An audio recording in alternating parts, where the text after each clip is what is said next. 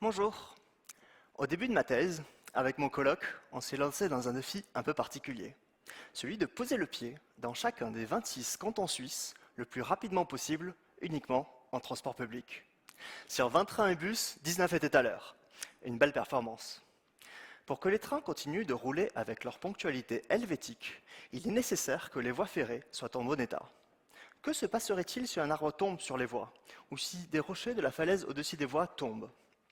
Pour prévenir ces risques, il faut établir une carte précise montrant les voies et tous les risques autour qui pourraient entraver la circulation des trains ou endommager la voie.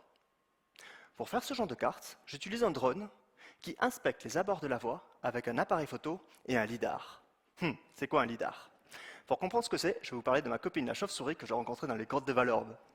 Pour connaître la distance entre elle et un moustique qu'elle veut manger, elle émet un petit cri ultrason qui va vers le moustique, touche le moustique et revient aux oreilles de la chauve-souris. En mesurant le temps que met le son pour faire un aller-retour, et en connaissant la vitesse du son, la chauve-souris déduit la distance qui la sépare de son repas. Cette méthode s'appelle un sonar, parce que ça utilise le son. Vous connaissez le radar? C'est le même principe, mais ça utilise des ondes radio.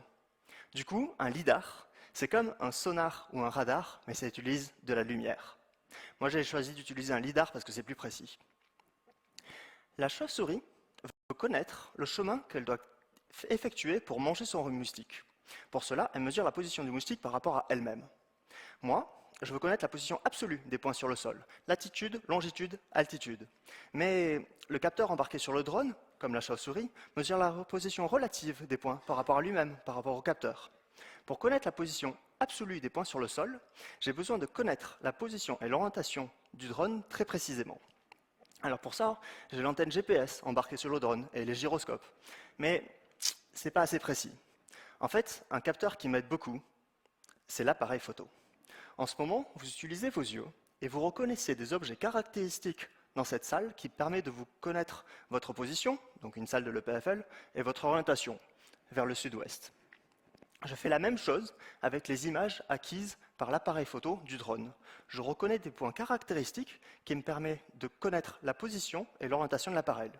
Le but de ma thèse, c'est de combiner les données acquises par 4 capteurs embarqués sur le drone, GPS, gyroscope, appareil photo et lidar, de manière à déterminer précisément la position et l'orientation du drone et donc la géolocalisation précise des points sur le sol.